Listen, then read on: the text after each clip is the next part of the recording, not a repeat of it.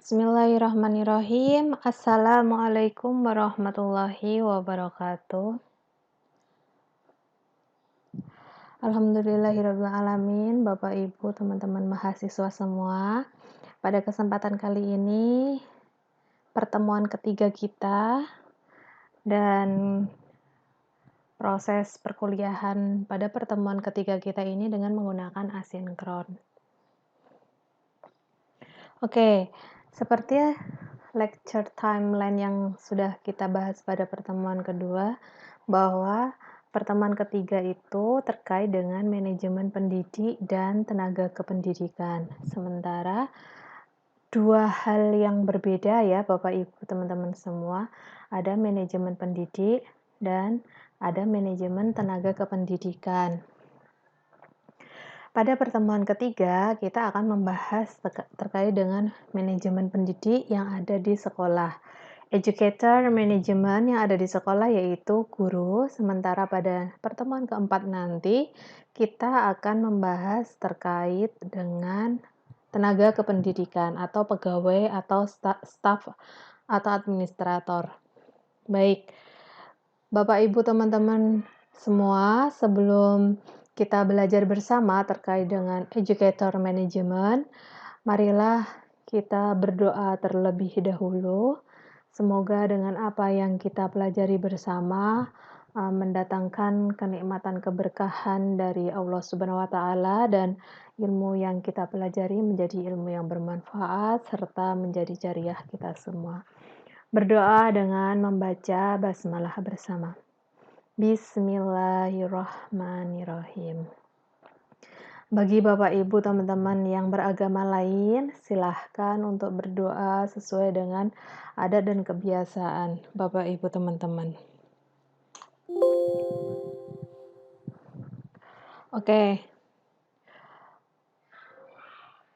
Alhamdulillah, puji syukur pada kesempatan kali ini kita bisa bersama-sama untuk berbagi ilmu, berdiskusi, menyimak, dan lain sebagainya hingga nanti ada beberapa follow up dari materi yang saya sampaikan. Dan saya berdoa semoga Bapak Ibu teman-teman semua senantiasa dalam keadaan sehat, semangat, dan tentunya tetap terjaga kualitas semangatnya sampai akhir gitu ya, sampai akhir nanti, sampai lulus, amin. Bapak Ibu teman-teman semua, kemarin kita sudah membahas sedikit terkait dengan manajemen bidang garapan manajemen pendidikan dan fungsi dari manajemen pendidikan yang akan kita pelajari selama 14 kali pertemuan dalam satu semester ini ya. Jadi pentingnya manajemen pendidikan di sebuah lembaga sekolah karena di program studi kita Magister Manajemen Pendidikan Universitas Ahmad Dahlan ini adalah manajemen pendidikan di ranah sekolah. Jadi bukan manajemen pendidikan pada perguruan tinggi. Sehingga ke depan nanti kita akan membahas terkait dengan bidang garapan manajemen pendidikan yang ada di sekolah gitu ya. Termasuk educator management yang ada di sekolah yaitu guru. Kalau educator management yang ada di perguruan tinggi tentunya kita semua sudah paham yaitu dosen. Walaupun penamaan atau penyebutannya berbeda gitu ya. Lecture, teacher gitu ya. Dengan kode-kode yang berbeda, penamaan yang berbeda, tapi menurut saya pada hakikatnya segala proses dari manajemen educator atau educator management itu sama, mulai dari plan sampai evaluasi gitu ya. Jadi pentingnya manajemen pendidikan di sebuah lembaga sekolah itu tentunya kita semua sudah paham ya Bapak Ibu teman-teman semua bahwa hal tersebut untuk meningkatkan keefektifan dari sebuah praktik-praktik pendidikan. Tentunya untuk menerapkan hal tersebut membutuhkan standar yang jelas dalam manajemen pendidikan. Nah, standar yang jelas ini memang bukan standar itu memang baku, tetapi standar yang jelas dari satu lembaga atau satu sekolah dengan sekolah yang lain tentunya juga memiliki ciri khas tertentu. Bapak Ibu yang sudah bekerja di instansi yang berbeda, di sekolah yang berbeda, di jenjang yang berbeda pasti juga memiliki sebuah standar khas dari sekolah masing-masing. Biasanya standar itu menjadi acuan baku gitu ya untuk bisa mengelola manajemen pendidikan yang ada di sekolah. Jenjang SD itu pasti akan memiliki karakteristik yang berbeda dengan jenjang SMP, jenjang SMA, SMK, MA, SLB, dan lain sebagainya. Nah, kemarin sempat saya singgung sedikit gitu ya Bapak Ibu teman-teman semua bahwa menurut Peraturan Menteri Pendidikan Nasional Republik Indonesia nomor 19 tahun 2007 tentang standar pengelolaan pendidikan oleh satuan pendidikan dasar dan menengah bahwa rencana tahunan memuat ketentuan yang jelas mengenai beberapa hal kemarin sudah saya sebutkan. Misalnya ada kesiswaan, kurikulum dan kegiatan pembelajaran, pendidik dan tenaga kependidikan serta pengembangannya. Lalu ada sarana dan prasarana, terus keuangan dan pembiayaan, budaya dan lingkungan sekolah, peran serta masyarakat dan kemitraan, ini yang berkaitan dengan hubungan masyarakat gitu ya, dan rencana-rencana kerja lain yang mengarah kepada peningkatan dan pengembangan mutu sekolah gitu ya. Nah, itu kan menurut peraturan pemerintah pada tahun 2007. PPRI nomor 9 tahun 2007. Nah, setelah kemarin juga sudah saya sampaikan bahwa di dalam mata kuliah kita nanti akan ada pengembangan materi terkait dengan kewirausahaan pendidikan dan evaluasi pendidikan. Baik, pertemuan 3 hari ini kita masuk ke dalam pembahasan manajemen bidang garapan manajemen pendidikan mengenai manajemen guru gitu ya, educator manajemen di sekolah yaitu guru. Oke, kita lihat dulu. Simple definition, apa sih? Short definition gitu ya. Secara sederhana bahwa manajemen guru itu adalah proses yang dilalui oleh seorang guru dari masa prajabatan hingga pensiun. Ini biasanya dilakukan oleh lembaga-lembaga pendidikan negeri gitu ya, di mana yang rekrutmennya itu mengacu pada rekrutmen dari pusat atau kementerian. Berbeda jika rekrutmen guru di sekolah swasta. Karena sekolah swasta itu memiliki otoritas tersendiri untuk mengatur, mengelola, membuat sebuah proses perencanaan hingga nanti akhir gitu ya, akhir itu entah resign guru tersebut atau akhir itu entah pemberhentian atau sudah waktunya untuk pensiun seperti itu. Nah, itu dikelola sendiri, otoritasnya sendiri. Berbeda dengan yang PNS yang melalui proses yang panjang diatur oleh pusat gitu ya. Ada prajabatan hingga penempatan, lalu penggajiannya juga, terus pensiunnya juga gitu ya. Nah, dua hal yang berbeda. Kita anggap bahwa ketika kita berada di sebuah instansi swasta gitu ya, artinya adalah otoritas atau kebijakan itu dikelola sendiri oleh sekolah tersebut. Nah, tentunya proses dari manajemen guru, mulai dari perencanaan dan lain sebagainya itu menjadi tanggungan dari sekolah tersebut. Artinya, sekolah tersebut juga harus atau idealnya perlu memiliki sebuah standar di mana standar tersebut digunakan untuk mengelola gitu ya, mengelola daripada guru tersebut. Mau diapakan guru tersebut, mau dibentuk seperti apa, dibentuk sesuai dengan karakteristik sekolah atau dibentuk sesuai dengan visi misi yang sudah ditentukan oleh sekolah atau dikembangkan sesuai dengan, adaptability, perkembangan era kayak gitu ya. Jadi itu, eee, keluasan dan keleluasaan sekolah-sekolah swasta di mana hal tersebut menjadi, sebuah pengelolaan sesuai dengan, kehendaknya masing-masing dari sekolah gitu ya. Kalau di sekolah negeri tentunya kita pasti memahami, apalagi ini Bapak Ibu yang sudah, bekerja gitu ya, sudah mengabdi gitu ya. Kita akan memahami bahwa proses yang panjang yang perlu dilakukan oleh, pusat atau kementerian untuk mendapatkan guru, mulai dari seleksi, berkas-berkasnya, wawancara, tes masuk gitu ya, sampai dengan prajabatan gitu ya. Dan sepanjang sepanjang proses itu hingga sekolah yang tidak tahu ya, taunya hanya saya membutuhkan guru mata pelajaran IPA misalnya gitu, atau saya membutuhkan guru mata pelajaran produktif misalnya di SMK, atau saya membutuhkan, guru mata pelajaran matematika ya.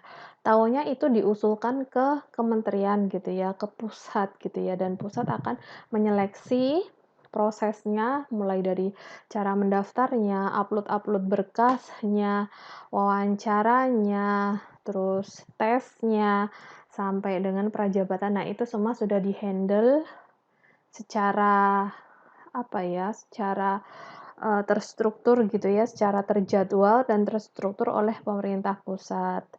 Nah, 2 hal yang berbeda ya Bapak Ibu ya, Bapak Ibu teman-teman semua ya yang kita harus pahami. Nah, ada beberapa hal yang menjadi dasar bagi kita semua untuk berpikir kembali bahwa sebenarnya manajemen guru atau educator management itu adalah yang paling penting itu ketika kita mampu memahami, eee, analisis kebutuhan dari guru yang dibutuhkan oleh sekolah gitu ya, itu sesuai dengan kompetensinya guru yang dimiliki, keterampilannya, terus pengetahuan, sikap, profesionalisme dan lain sebagainya sudah teruji dengan baik gitu ya, melalui proses yang kita lakukan. Nah, kalau sekolah-sekolah swasta ini akan lebih memahami dan lebih tahu prosesnya seperti apa. Entah itu karena dalam lingkup yayasan gitu ya, jadi paham bahwa prosesnya, standar yang harus dimiliki oleh seorang selektor atau seleksi yang ada di yayasan atau di sekolah swasta, itu sudah sesuai dengan kebutuhan yang akan dicari atau tidak, gitu ya. Berbeda dengan yang melalui pemerintah pusat. Nah, ini taunya, pahamnya setelah lolos gitu ya, setelah selesai prajabatan dan penempatan, ada guru baru gitu ya, guru lama hanya nanti mendampingi, memberikan, induksi, itu program induksi pendampingan dan lain sebagainya. Oke, ini hal yang sangat menarik sebenarnya ya kalau dikupas secara mendalam, apalagi nanti kita akan bertemu dengan fungsi-fungsi manajemen yang perlu kita kembangkan di dalam sebuah educator management atau teacher management atau manajemen guru. Oke, Bapak Ibu teman-teman semua, ini adalah fungsi yang akan saya sampaikan pada materi ketiga kita, materi pertemuan ketiga kita terkait dengan manajemen pendidik atau manajemen guru yang ada di sekolah. Nah, saya hanya akan menyampaikan 3 hal terkait dengan planning, organizing, dan developing. Oke, menurut Bapak Ibu dan teman-teman mahasiswa semua, fungsi apa yang perlu dikembangkan dalam proses manajemen pendidik di sini? Proses, manajemen pendidik atau manajemen guru di sini ya. Silakan nanti Bapak Ibu respon di, link yang akan saya bagikan gitu ya, selain dengan planning, organizing, developing. Silakan Bapak Ibu bisa mengemukakan pendapat terkait dengan fungsi apa sebenarnya yang perlu ada dan kenapa harus ada gitu ya. Oke, nanti itu menjadi bahan diskusi kita pada mini riset. Oke, saya hanya akan menjelaskan 3 hal terkait dengan planning, organizing, dan developing. Yang pertama kita masuk ke planning. Oke, bagi kita semua pasti paham gitu ya, bahwa perencanaan itu memiliki peran untuk dapat dijadikan sebagai dasar dalam pengaturan sekolah, apapun itu, maupun bidang garapannya apapun, pasti perencanaan itu menjadi hal yang sangat penting, iya nggak? Dan itu hal yang sangat mendasar sekali perencanaan itu. Oke, ada noise. Kalau misalnya noise-nya masuk ke mana namanya, ke rekaman, saya minta maaf ya, karena memang rumahnya dekat jalan. Oke. Nah, kembali lagi bahwa perencanaan memiliki peran untuk dapat dijadikan sebagai dasar dalam pengaturan sekolah. Apapun bidang garapannya, perencanaan itu penting, ya nggak? Bahkan bukan sekedar di manajemen bidang garapan manajemen pendidikan. Kemarin, kalau Bapak Ibu masih ingat follow up dari pertemuan pertama, yaitu capaian perkuliahannya adalah membuat sebuah misi, visi, apa yang harus dilakukan, apa yang tidak perlu dilakukan, dan bagaimana langkah-langkah untuk mencapainya gitu ya. Nah, itu adalah salah satu hal yang implisit yang tidak kita pahami, itu menjadi sebuah dasar bagi Bapak, Ibu, teman-teman mahasiswa semua untuk bisa melakukan sebuah perencanaan dalam hidup gitu ya. Jadi secara tidak sadar, secara tidak eksplisit gitu ya, bahwa hal tersebut yang Bapak Ibu tuliskan di dalam sebuah capaian perkuliahan kemarin pada pertemuan pertama itu juga merupakan sebuah perencanaan secara tidak langsung gitu ya. Perencanaan jangka pendek, jangka menengah, terus apa yang harus dilakukan oleh Bapak Ibu selama masih hidup gitu ya, atau dalam kehidupan ini gitu ya, apa yang tidak perlu Bapak Ibu teman-teman mahasiswa semua lakukan. Nah, itu merupakan sebuah dasar dari aktivitas kehidupan Bapak Ibu semua. Dasar tersebut adalah perencanaan. Coba kita lihat pengertian dari Lewis gitu ya. Planning is identifying all the work that must be done gitu, developing policies, procedures, and other documentation that define the project. Saya minta maaf ini nafasnya terengah-engah jadi nggak bisa baca cepat gitu ya. Oke. Jadi dalam pelaksanaan perencanaan tentunya membutuhkan sekelompok orang yang bekerja sama, seperti pengertian dasar dari administrasi atau manajemen, adanya sekelompok orang yang bekerja sama, adanya tools yang digunakan, baik itu tools yang berupa alat maupun tools yang berupa guide gitu ya, ada prosedur, ada standar, terus ada pedoman-pedoman gitu ya. Tools yang digunakan di dalam sebuah perencanaan. Tentunya tools tersebut, baik itu sistemnya, baik itu pedomannya, baik itu prosedurnya, itu ya direlevansikan pada sebuah perencanaan atau sebuah visi misi yang sudah disusun, sehingga apa yang diimplementasikan tersebut akan mencapai sebuah tujuan yang diharapkan gitu ya. Jadi kalau dilihat Bapak Ibu teman-teman mahasiswa semua, kaitannya tools di dalam sebuah perencanaan itu ya, itu akan mengacu pada pengertian dasar dari manajemen atau administrasi. Adanya sekelompok orang yang bekerja sama dan mencapai tujuan bersama gitu ya. Ketiga hal tersebut dikemas sedemikian rupa untuk bisa diimplementasikan atau dilaksanakan dengan menggunakan tools yang sudah disediakan sesuai dengan prosedurnya, sesuai dengan sistem yang dikembangkan untuk mencapai tujuan gitu ya. Oke. Lalu IMO in my opinion gitu ya. in in my opinion bahwa planning can be interpreted as a basis for determining the goals to be achieved.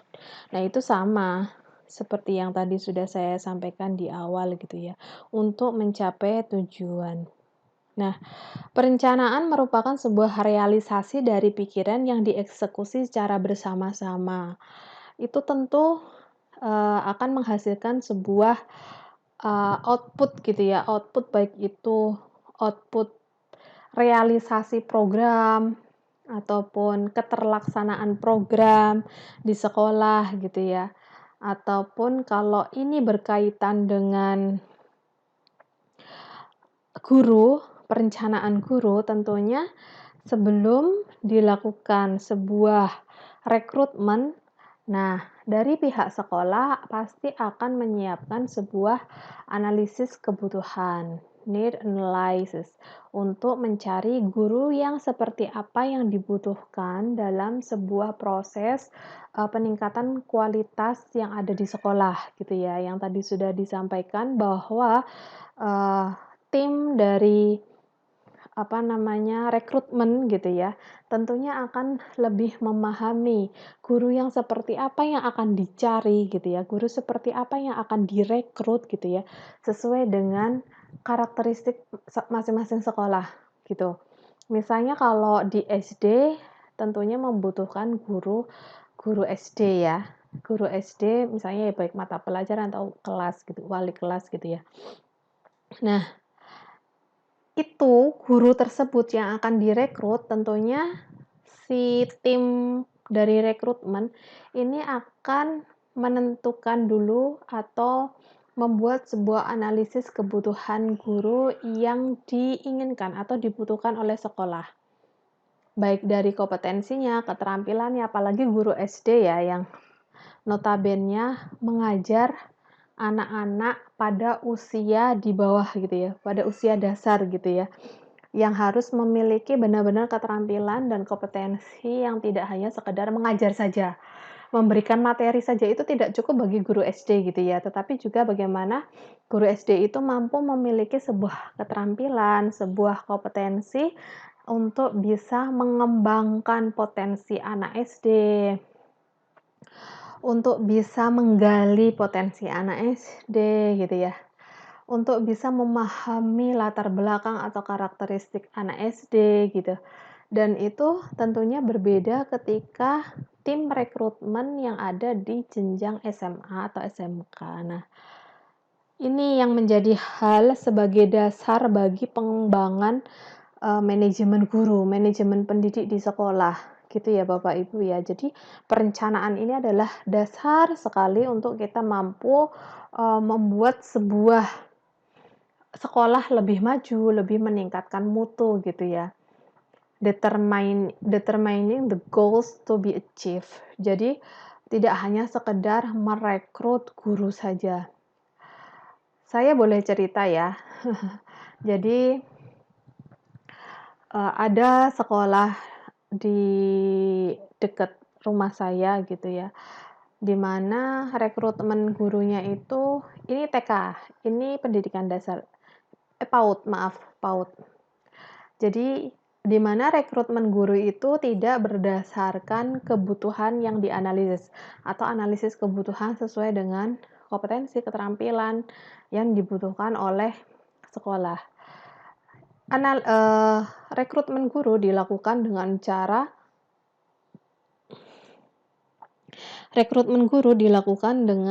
cara yang menurut saya itu harus diperbaiki gitu ya, karena dilakukan dengan mengajak. Jadi ada tetangga, "Kamu mau nggak ngajar di TK?" gitu. "Kamu mau nggak ngajar di PAUD?" gitu. Nah, ini yang menjadi permasalahan bagi manajemen sekolah, kalau menurut saya.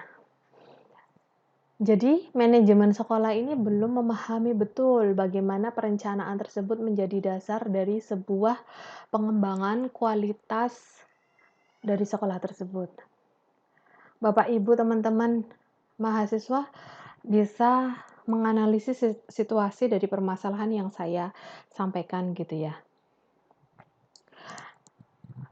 Bagaimana mungkin itu menjadi sebuah permasalahan? Ya, menurut saya menjadi sebuah permasalahan karena walaupun guru TK, bukan meremehkan ya, kok walaupun maaf, eee, guru TK, guru PAUD itu juga menjadi sebuah, apa ya, sarana yang dapat menentukan kualitas dari pembelajaran TK dan PAUD yang ada, ya enggak?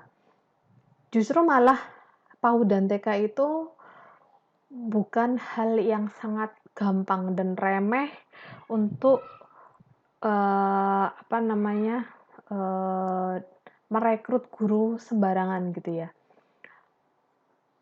Yang paling utama memang guru TK dan PAUD itu menurut saya adalah hal yang paling penting untuk benar-benar dikaji ulang dan menjadi dasar dari analisis kebutuhan dalam perencanaan perekrutan guru PAUD dan TK gitu ya.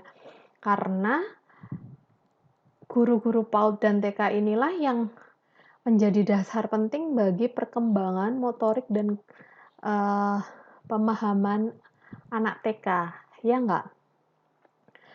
Anak-anak lulusan TK itu akan lebih mampu mengembangkan diri, memiliki dasar pengetahuan yang baik, memiliki motorik yang baik, memiliki kepribadian dan karakter yang baik gitu ya.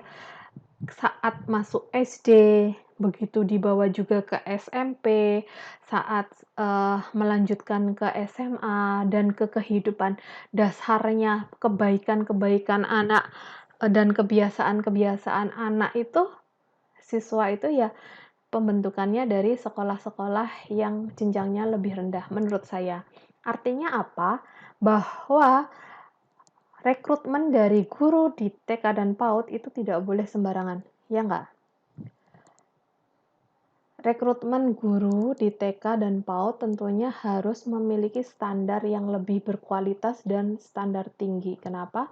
Pemahaman cara guru PAUD, guru TK gitu ya, guru PAUD, guru TK itu akan menghasilkan produk atau produk yang luar biasa sikapnya, karakteristiknya, kepribadiannya, sosialnya anak saat setelah lulus dari TK dan memasuki jenjang SD.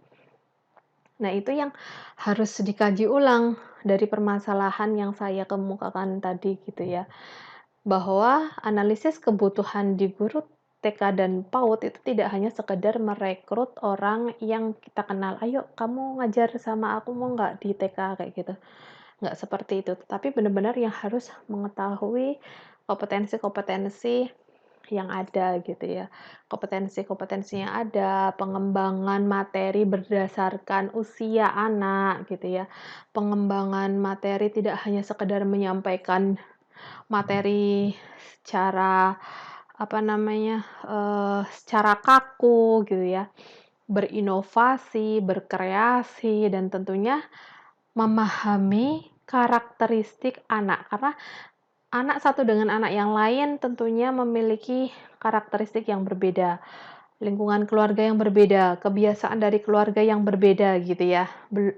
Dan yang paling penting adalah saat ini di perkembangan era ini yang merupakan hal yang menjadi dasar dan kewajiban bagi kita semua sebagai educator gitu memahami bahwa lingkungan era ini sudah berbeda dengan lingkungan era saat saya kecil gitu ya. Saat Bapak Ibu teman-teman mahasiswa kecil gitu ya. Jadi hal apa yang menarik, hal apa yang perlu dikembangkan materinya, hal apa yang perlu kita siapkan sebagai guru-guru yang berinovasi gitu ya. Guru-guru yang memiliki keterampilan gitu ya, untuk bisa mengembangkan potensi dan prestasi dari anak. Nah, itu dimulai dari planning Bapak Ibu. Semua itu dimulai dari planning. Dasarnya adalah planning. Untuk mendapatkan hal yang terbaik, kalau planning atau perencanaannya baik, itu akan lebih memberikan dampak yang lebih baik juga, baik itu dampak jangka pendek maupun jangka panjang, jangka menengah, jangka panjang. Oke, jadi tadi kita kan membicarakan terkait dengan tools yang digunakan gitu ya.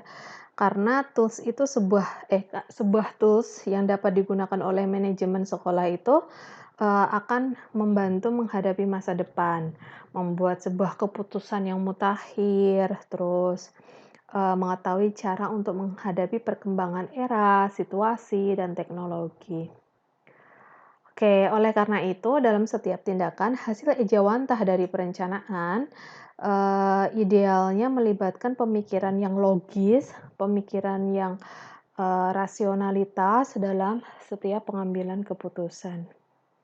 Nah, ini ya, tadi kalau menurut saya bahwa perencanaan itu dapat diartikan sebagai dasar untuk menentukan tujuan yang akan dicapai. Planning can be interpreted as a basis for determining the goals to be achieved.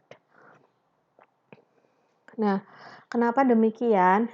Menurut saya bahwa dasar tersebut atau dasar dari perencanaan gitu ya, itu merupakan sebuah kegiatan yang di dalamnya ada musyawarah seluruh kepentingan gitu yang ada di sekolah gitu ya. Terus ada juga saling berkoordinasi untuk membuat langkah-langkah yang secara terstruktur dalam jangka waktu tertentu. Kalau rekrutmen ya jangka waktunya sesuai dengan kebutuhan guru terpenuhi di sekolah gitu ya. Kalau karena ini terkait dengan guru ya, hal tersebut jangkanya tidak panjang. Kalau pengembangannya gitu ya, pengembangan guru nanti kita, bahas di setelah planning.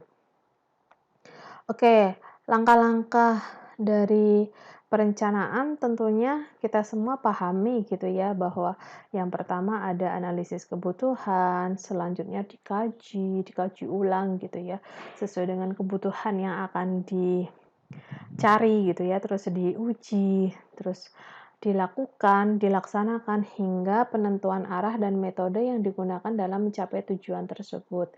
Ya, kalau di swasta karena otoritas ada di sekolah tersebut, ya tentunya akan lebih memahami bagaimana caranya, melakukan sebuah rekrutmen sesuai dengan, kebutuhan yang diinginkan dicapai, dicari, diperoleh gitu ya.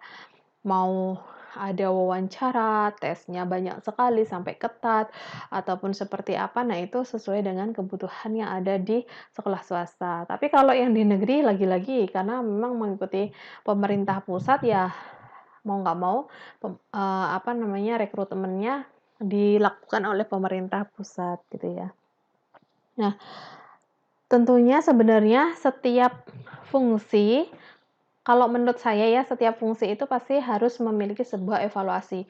Evaluasi keterlaksanaan dari sebuah perencanaan, evaluasi keterlaksanaan dari sebuah pengembangan, terus evaluasi dari sebuah tadi apa aja ya? Perencanaan, oh, pengorganisasian dan lain sebagainya gitu ya. Hanya saja nanti evaluasi pendidikan itu nanti akan kita bahas di akhir gitu ya.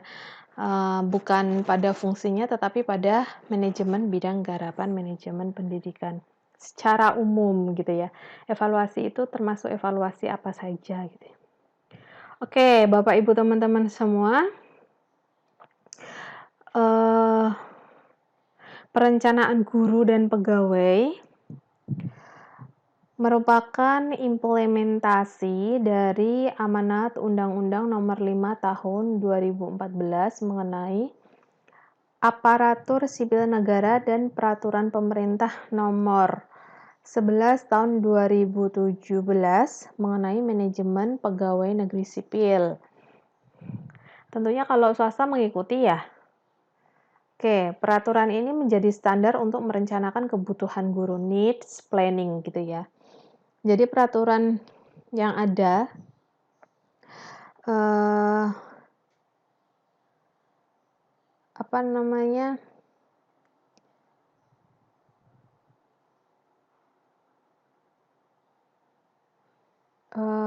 akan menghadirkan atau bukan akan membuat sebuah perencanaan kebutuhan gitu ya.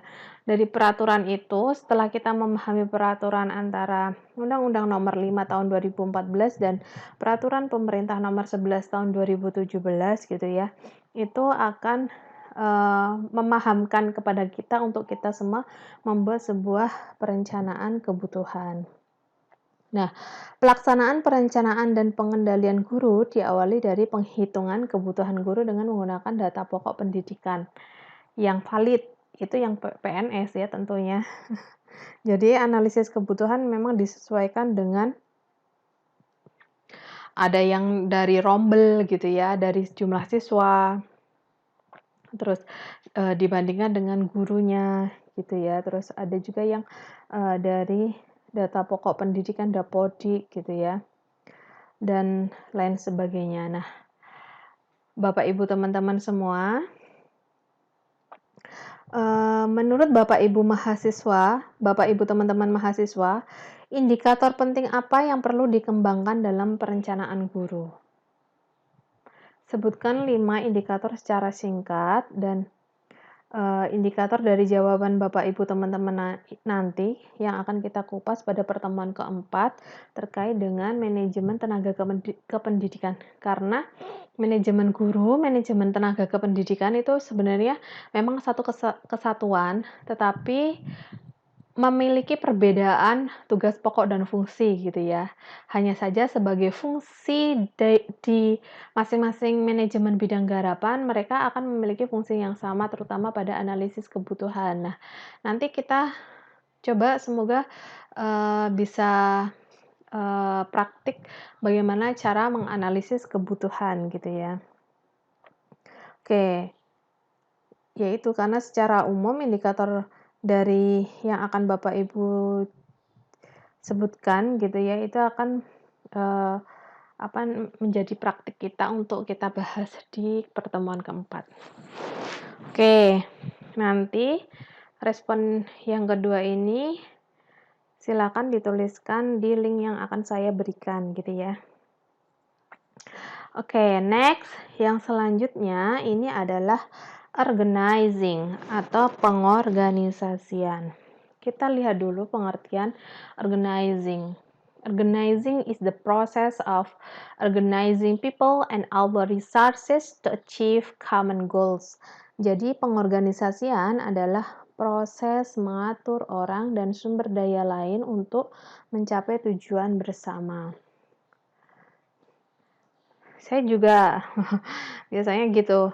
In my opinion, bahwa pengorganisasian itu adalah proses mengidentifikasi, mengklasifikasikan, dan mengatur kegiatan guru, aktivitas guru gitu ya, educator. Harusnya ini teacher gitu ya, karena di sekolah tadi sudah dibahas di atas. Saya minta maaf.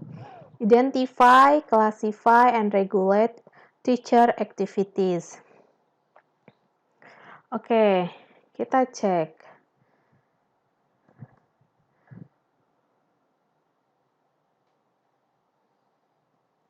Pengorganisasian merupakan hal penting dalam sebuah proses.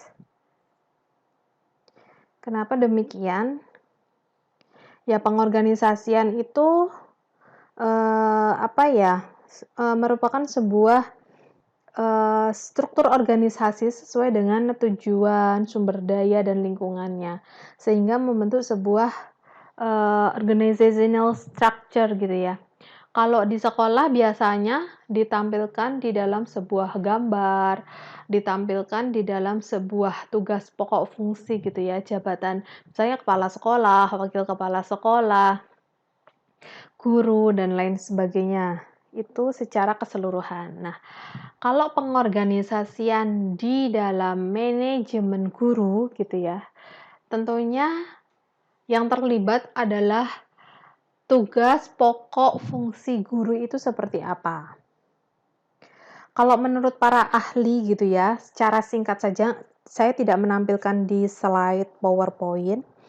Kalau menurut para ahli bahwa pengorganisasian ini berfokus pada pengaturan sumber daya fisik dan manusia yang ada di sekolah, untuk merealisasikan rencana, tujuan, visi, misi, dan hal yang akan dicapai oleh sekolah itu sendiri. Jadi, pengorganisasian guru itu adalah kegiatan-kegiatan atau aktivitas-aktivitas yang dilakukan oleh guru selama guru itu masih aktif menjadi sumber daya manusia yang ada di sekolah. Sebenarnya kalau pengorganisasian ini digabungkan dengan tenaga kependidikan, tentunya mereka akan memiliki tugas pokok dan fungsi yang berbeda gitu ya. Kalau guru ini nanti fokusnya adalah bagaimana cara guru itu bisa mengembangkan tugas pokok, tugas utamanya, tugas fungsionalnya guru itu seperti apa gitu ya. Biasanya fungsi dari pengorganisasian, organizing itu dipakai untuk mengelompokkan seluruh alat, tugas, orang, maupun wewenang yang ada untuk tujuan pemenuhan rencana. Oke. Nah, organizing ini menjadi sebuah manfaat yang sangat luar biasa ya, Bapak Ibu teman-teman mahasiswa semua di dalam sebuah lembaga sekolah. Karena apa? Karena proses pengawasan yang dilakukan oleh kepala sekolah itu akan mudah gitu ya ketika kepala sekolah tersebut dapat memanfaatkan fungsi dari pengorganisasian. Kepala sekolah dapat menentukan anggota kelompok, terus ada penanggung jawab, hingga jenis dan klasifikasi tugas melalui fungsi organizing. Kita lihat bersama-sama unsur dari organizing. Ada 3 unsur yang harus dipenuhi dari fungsi pengorganisasian. Yang pertama adalah organized activities are carried out solely to achieve goals. Jadi kegiatan yang diorganisir dilakukan semata-mata untuk mencapai tujuan. Di mana-mana hal yang dilakukan itu biasanya untuk mencapai tujuan ya Bapak Ibu teman-teman mahasiswa semua. Terus selanjutnya adalah adanya implementasi dari rencana kegiatan yang telah ditetapkan. There is an implementation of the plan, activity plan yang telah direncanakan. Jadi dari rencana, the plan, activity plan. Dari rencana yang telah direncanakan. Itu merupakan fungsi dari unsur fungsi pengorganisasian. Dan yang ketiga adalah pengarahan sekelompok individu untuk saling bekerja sama.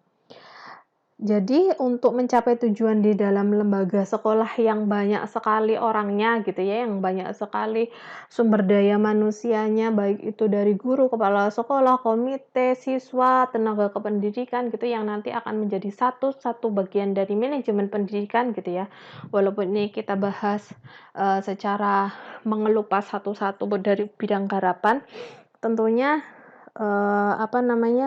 ini akan lebih mudah bagi kepala sekolah untuk melakukan sebuah monitoring atau pengawasan gitu ya, terkait dengan bagaimana orang yang ada di dalam sekolah itu saling bekerja sama, terus diorganize gitu ya, sesuai dengan tugasnya, sesuai dengan wewenangnya,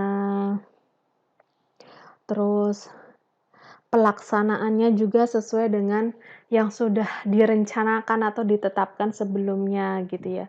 Program sekolah itu kan pasti banyak sekali ya Bapak Ibu teman-teman mahasiswa semua. Jadi pengembangannya atau organisasinya itu pengembangannya itu dilakukan dengan cara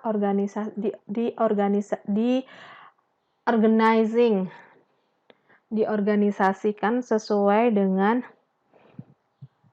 kemampuan gurunya, kompetensi yang dimiliki gurunya, keterampilan gurunya, tugas pokok fungsi wewenang gurunya, seperti itu ya.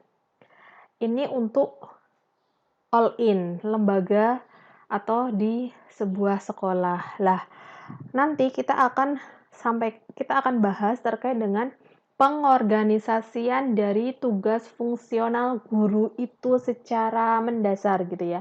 Jadi ada sebuah pengorganisasian masing-masing guru yang harus dilakukan saat menjadi seorang guru gitu. Tugas tugas fungsionalnya menjadi seorang guru itu seperti apa. Nah, ini saya sampaikan secara global sekolah gitu dulu ya. Oke, next. Ini adalah kegiatan dari fungsi organisasi yang ada di sekolah.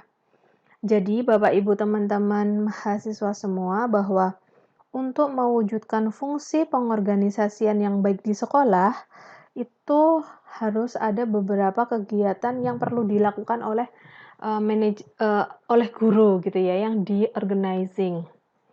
Yang pertama adalah selecting, recruiting, providing training, and human research development. Ini memang hal yang paling dasar ya, dan ini ya menjadi satu kesatuan ketika kita memanajemen guru gitu ya. Manajemen guru yang paling penting menurut saya di antara semuanya itu adalah ketika guru sudah diterima, sudah direkrut gitu ya, adalah human research development, teacher research development. Hal yang paling utama dari guru ketika sudah menjadi bagian dari sekolah menurut saya itu adalah pengembangannya atau investasi dari guru itu sendiri. Baik dilakukan secara sadar diri dan independen gitu ya, secara mandiri, maupun dilakukan dengan jadwal yang sudah tersusun oleh kepala sekolah, pihak sekolah gitu ya, untuk dikembangkan potensinya gitu ya, potensi dari guru tersebut. Nah, kegiatan dari fungsi pengorganisasian yang menurut saya penting itu adalah development. Padahal nanti kita akan berbicara terkait development gitu ya. Development atau investasi diri sendiri gitu ya. Oke. Menyeleksi juga merupakan sebuah kegiatan pengorganisasian. Secara tidak langsung merekrut juga seperti itu. Memberikan pelatihan, providing training juga seperti itu.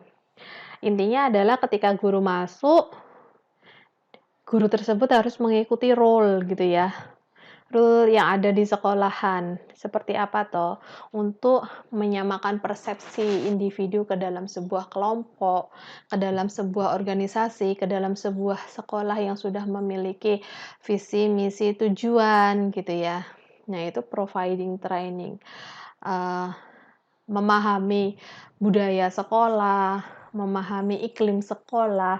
Nah, itu juga pembentukan dari sekolah, fasilitator. Sekolah menjadi fasilitator untuk bisa providing training pada guru-guru yang baru saja direkrut gitu ya. Begitu juga termasuk program pendampingan induksi yang dari guru senior kepada guru yang baru masuk atau guru junior gitu ya. Itu juga menjadi hal yang sangat penting bagi sebuah fungsi pengorganisasian di manajemen guru.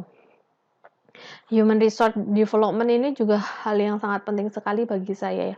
Menurut saya ya, bahkan guru-guru yang sudah senior itu juga perlu banget, membutuhkan banget ini pengembangan gitu ya, termasuk pengembangan-pengembangan yang berkaitan dengan how to use teknologi gitu ya, how to use teknologi to improve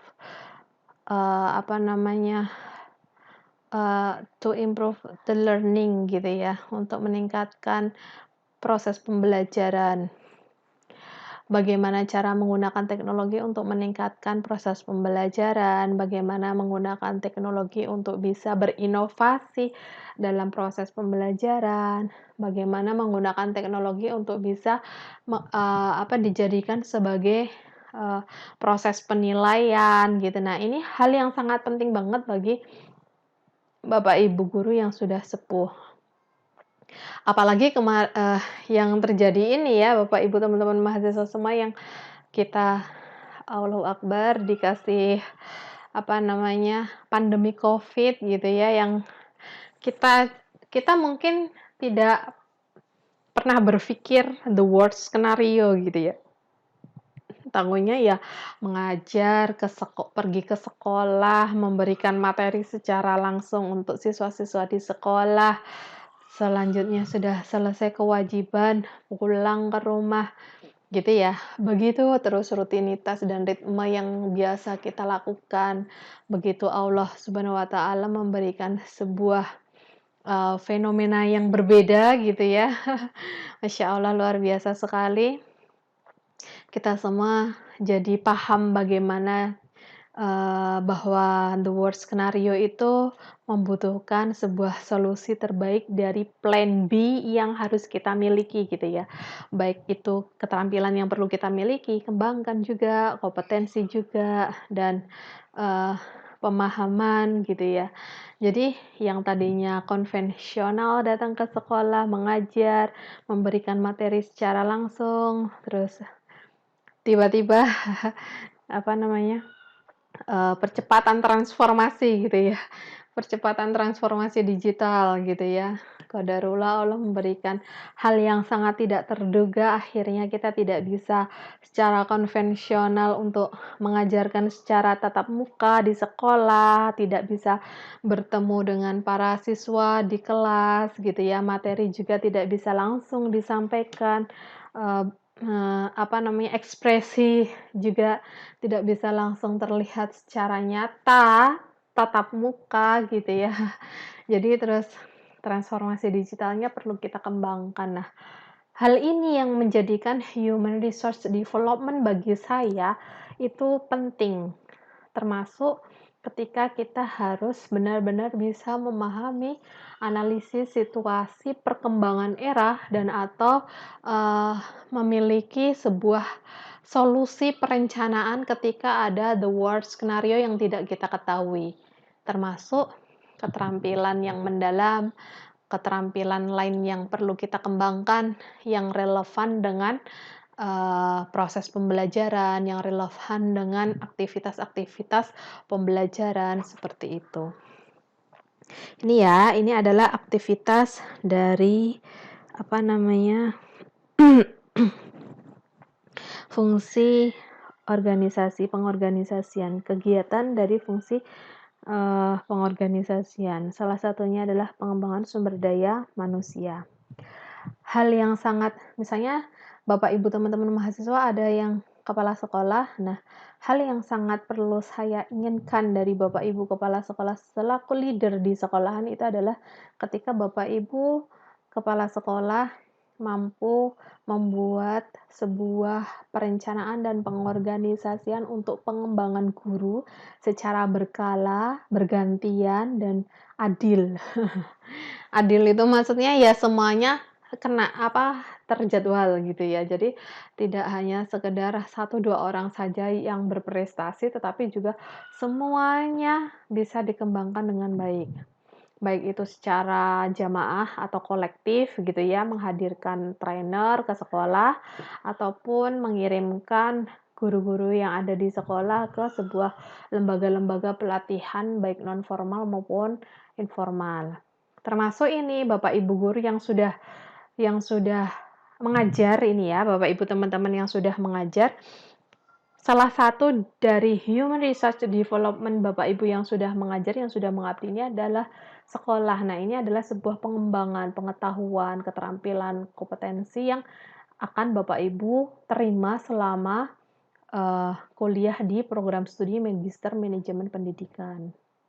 Nah, bagi yang belum mengajar gitu ya, itu adalah menurut saya juga sebuah pengembangan diri secara independen gitu ya, yang nanti akan, dijadikan sebagai dasar bagi teman-teman, Mas, Mbak, yang fresh graduate terutama gitu ya, Mas, Mbak, teman-teman fresh graduate ini untuk bisa mengembangkan diri, menimba ilmu gitu ya, dalam pengembangan diri sebelum menjadi calon-calon pendidik masa depan gitu ya. Nah, jadi, apa ya yang perlu kita lakukan ketika selesai mengembangkan diri ya, kalau di dalam agama Islam kita memahami bahwa setelah thalabul ilmi itu ya dimanfaatkan ilmu tersebut untuk disebarluaskan gitu ya, menjadikan ilmu bermanfaat dan menjadi jariah untuk Bapak Ibu teman-teman semua dan estafet jariah bagi guru-guru dari Bapak Ibu teman-teman mahasiswa semua gitu ya.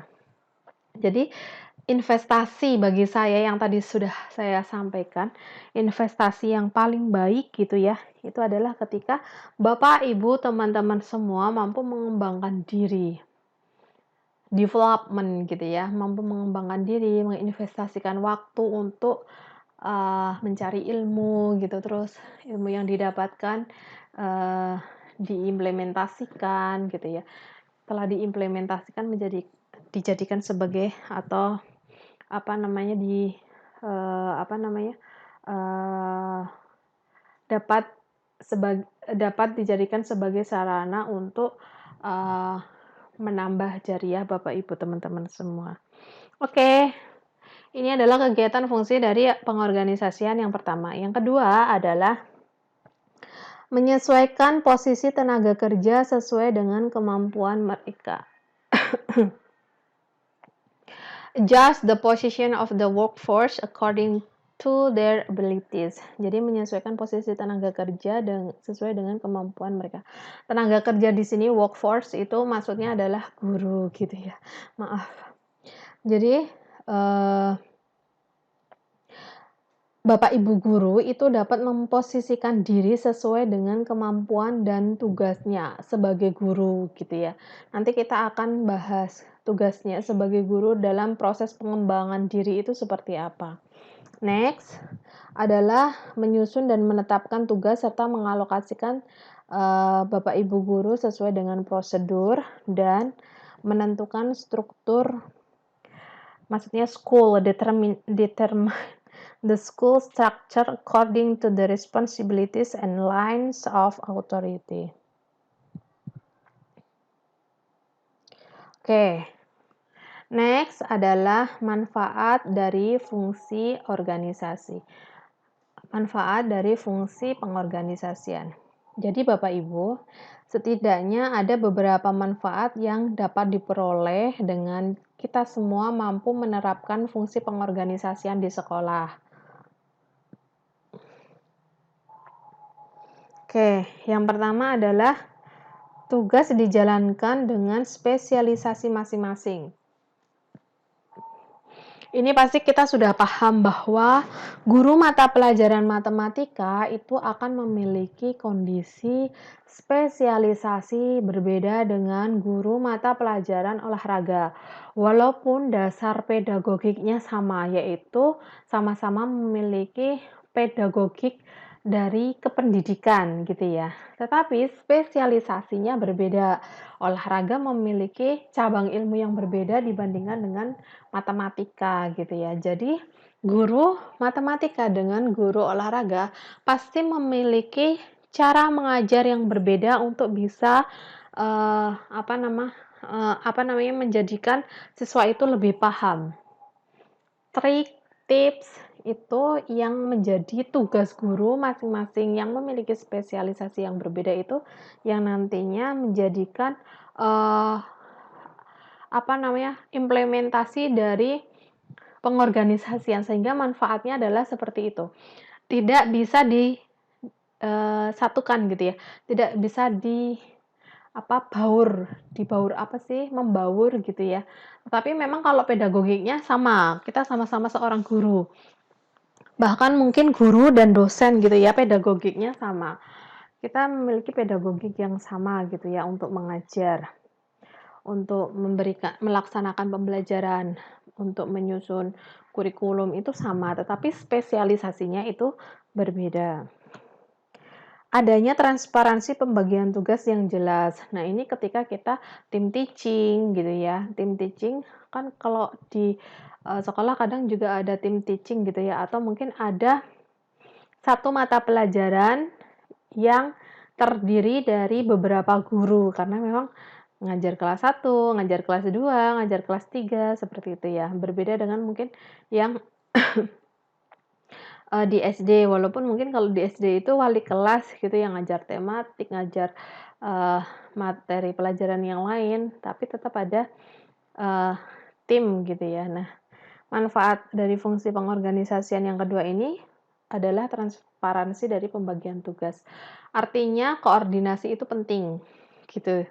Pada intinya adalah koordinasi itu penting sehingga yang menjadi tugasnya guru untuk mengimplementasikan atau melaksanakan sebuah proses pembelajaran itu akan terlaksana dengan baik ketika guru mampu untuk membagi tugas secara transparan, secara jelas, clear and clean gitu ya. Oke. Next adalah pembagian tugas dapat disesuaikan dengan kondisi sekolah gitu ya. Tadi habis baca company jadi pikirannya masih kebawa company terus padahal ini adalah the school. Oke. Saya minta maaf. Oke, pembagian tugas dapat disesuaikan dengan kondisi sekolah. Jadi tentunya apapun yang dilakukan oleh Bapak Ibu guru dalam membagi tugas gitu ya, itu sesuai dengan kondisi sekolah, di mana ketika tugas tersebut terbentuk di dalam sebuah tim, misalnya gini, realnya seperti ini. Jadi kondisi sekolah ini mampu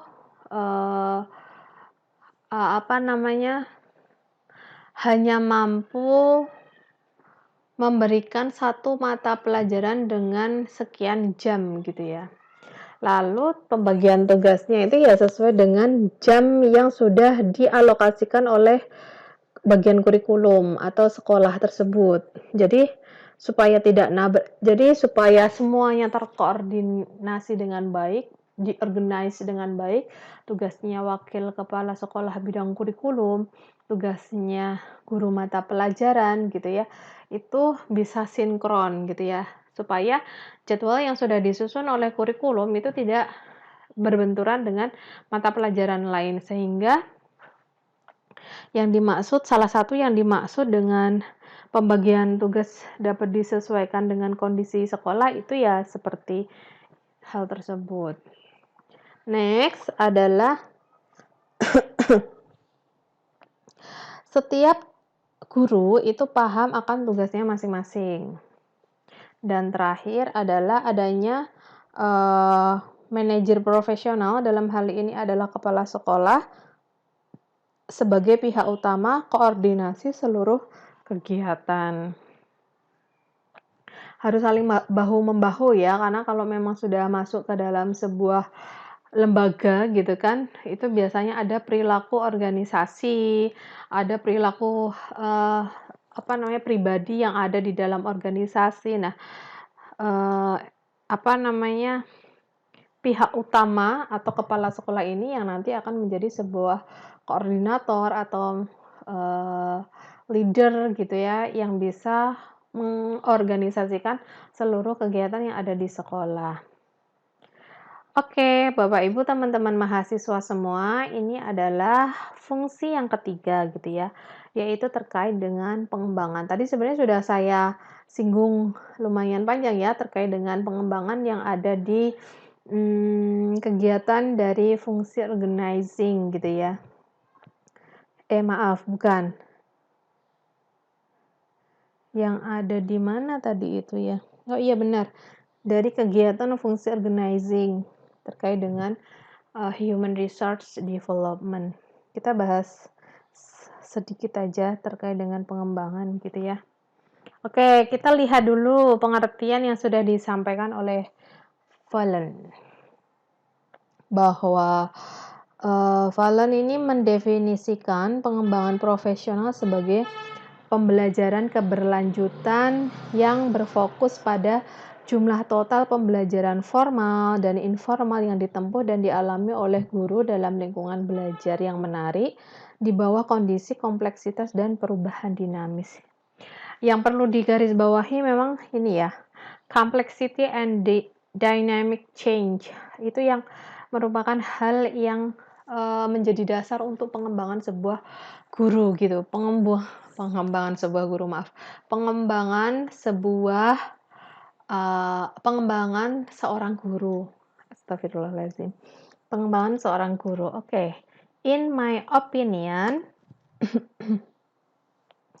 kalau menurut saya pribadi, pengembangan itu adalah peningkatan kompetensi, keterampilan, pengetahuan sesuai dengan perkembangan era dan teknologi. Nah, tadi juga sudah saya singgung sedikit. Bapak Ibu teman-teman mahasiswa semua, kenapa kompetensisnya saya bold, saya kasih font size yang berbeda? Silakan nanti direspon pada respon ketiga gitu ya. Bapak Ibu teman-teman mahasiswa sebutkan 4 kompetensi yang idealnya wajib dimiliki oleh seorang guru. Nah, silakan respon yang ketiga nanti juga ada di satu link. Jadi nanti ada respon 1, respon 2, respon 3 gitu ya. Nah, ini adalah developing. Kita cek. Developing, pengembangan gitu ya. Menurut PP nomor 16 tahun 2009 bahwa jabatan fungsional guru dan angka kredit terutama pada pasal 13 yang menjelaskan tentang rincian guru kelas, guru mata pelajaran, guru bimbingan konseling, dan guru yang lain gitu ya. Nah, ini yang tadi saya sampaikan ke Bapak Ibu teman-teman semua bahwa setelah adanya fungsi pengorganisasian atau kegiatan dari fungsi pengorganisasian guru itu dikembangkan melalui fungsionalnya gitu ya, melalui dasar dari guru. Bapak Ibu teman-teman semua menjadi guru. Bapak Ibu teman-teman yang sudah mengabdi dan Bapak Ibu dan Mas Mbak fresh graduate yang akan menjadi pendidik di masa depan gitu ya. Nah, ini pengembangannya ada beberapa hal gitu ya, banyak sekali. Misalnya menyusun kurikulum pembelajaran pada satuan pendidikan, menyusun silabus pembelajaran, terus menyusun rencana pelaksanaan pembelajaran, melaksanakan kegiatan pembelajaran, terus setelah itu ada juga menyusul soal sesuai mata pelajaran, ini ya, arrange questions according to the subject, terus assess, menilai, dan mengevaluasi proses dan hasil belajar pada mata pelajaran yang diampu masing-masing Bapak Ibu guru gitu ya, menganalisis hasil dari penilaian pembelajaran, terus mengimplementasikan atau melaksanakan pembelajaran, become a supervisor, menjadi pengawas, penilaian, dan evaluasi terhadap proses dan hasil belajar. Terus selanjutnya ada guiding novice. Jadi ada membimbing guru pemula dalam program induksi, membimbing siswa dalam kegiatan ekstrakurikuler proses pembelajaran, terus melaksanakan pengembangan diri melalui publikasi karya tulis ilmiah dan atau membuat karya inovatif. Oke. Tentunya pengembangan ini yang ada sesuai dengan PP nomor 16 tahun 2009 ini menjadi hal yang mendasar bagi Bapak Ibu guru gitu ya, sebagai guru. Artinya memang sebenarnya ini adalah juga termasuk dengan organize, sesuai dengan task and duty gitu ya. Task, tugas-tugas dan pokok fungsi dari seorang guru gitu ya. Seorang guru itu memang harus mampu, idealnya memang harus mampu menyusun silabus, mempersiapkan semua sebelum pelaksanaan pembelajaran gitu ya. Melakukan proses pembelajaran itu pun juga masih memiliki indikator-indikator tertentu. Terus mengevaluasi gitu ya, dan banyak hal. Nah, oke Bapak Ibu, saya rasa seperti ini. Saya minta maaf karena nafas saya sudah seperti mau habis. Saya minta maaf sekali, bukan karena saya tidak profesional. Sebenarnya saya ingin sekali satu persatu ini saya sampaikan gitu ya. Learning kurikulum itu seperti apa, tapi nanti kita tetap akan bisa membahas gitu. Karena kita akan ketemu di manajemen kurikulum dan manajemen pembelajaran serta manajemen evaluasi pendidikan gitu ya, yang terakhir gitu ya. Kalau pengembangan tentunya memang masing-masing dari guru itu baik, secara mandiri maupun baik secara organisasi atau sekolah gitu ya, itu perlu, menjadi sebuah langkah awal atau dasar bagi sekolah membuat program-program untuk dapat, eee, apa ya, bukan mengizinkan ya, tetapi men-support, mendukung guru untuk bisa selalu berkembang sesuai dengan baik itu analisis kebutuhan dari lingkungan, perkembangan era, perkembangan teknologi. Nah, itu yang menjadi penting bagi guru atau bagi kepala sekolah yang sebagai leader gitu ya, untuk bisa mengembangkan itu, kompetensi maupun keterampilan guru. Baik, saya rasa seperti itu, saya kira seperti itu. Saya minta maaf lahir batin dan terima kasih. Hari ini kita, membahas terkait dengan manajemen guru gitu ya. Mulai yang saya suguhkan, yang saya sampaikan hanya ada 3 fungsi, tetapi ada tadi pertanyaan untuk merespon kiranya pengembangan fungsi apa yang perlu Bapak Ibu, dan kita semua, Bapak Ibu, teman-teman mahasiswa, dan kita semua kembangkan di dalam sebuah manajemen guru, manajemen pendidik gitu ya. Oke, sebelum saya tutup, sebelum saya akhiri, Bapak Ibu, teman-teman semua, mohon perhatiannya untuk saya sampaikan rule dari perkuliahan pertemuan ketiga. Tentunya setiap perkuliahan saya akan memberikan sebuah pengembangan dan yang berbeda dengan pertemuan 1, 2, dan yang lainnya gitu ya. Pada pertemuan ketiga ini, yang pertama, setelah Bapak Ibu, teman-teman mahasiswa semua menyimak materi yang sudah saya sampaikan, silakan tuliskan respon Bapak Ibu melalui link yang ada di deskripsi YouTube. Jadi nanti di deskripsi YouTube itu ada link untuk menuliskan respon Bapak Ibu terkait dengan entah berapa tadi saya menanyakan gitu ya, menanyakan atau membuat sebuah pertanyaan, membuat pertanyaan-pertanyaan bukan sebuah, membuat pertanyaan-pertanyaan di dalam materi yang sudah ada gitu ya. Itu yang pertama. Yang kedua, silahkan masing-masing Bapak, Ibu, teman-teman mahasiswa semua menuliskan maksimal 5 kalimat terkait dengan conclusion atau simpulan dari materi yang sudah saya sampaikan terkait educator management atau manajemen pendidik. Perhatikan baik-baik bahwa komentar tidak perlu menggunakan nama dan NIM. Cukup menggunakan urutan mahasiswa, misalnya yang pertama adalah Pak Dimas gitu ya, 1 gitu aja. 1, langsung tuliskan conclusion-nya maksimal 5 kalimat saja. Dan perhatikan baik-baik lagi bahwa hati-hati Bapak Ibu, teman-teman mahasiswa yang hanya copy paste dari Google, itu akan terdeteksi oleh YouTube, sistem YouTube tidak muncul komentarnya, dan yang tidak muncul komentarnya tentunya akan menjadikan indikator saya untuk menilai ya, penilaian yang berbeda. Dua hal ini ya Bapak Ibu ya, yang pertama tadi adalah respon melalui link, dan yang kedua adalah menuliskan kesimpulan atau conclusion maksimal 5 kalimat tanpa nama, tanpa NIM, hanya nomor urut sesuai presensi saja di kolom komentar YouTube.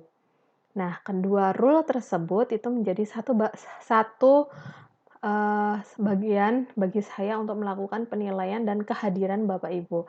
Jadi kalau misalnya salah satu tidak dituliskan ya nanti ada penilaian yang berbeda dan saya yang akan memberikan sebuah penilaian hadir atau tidaknya gitu ya.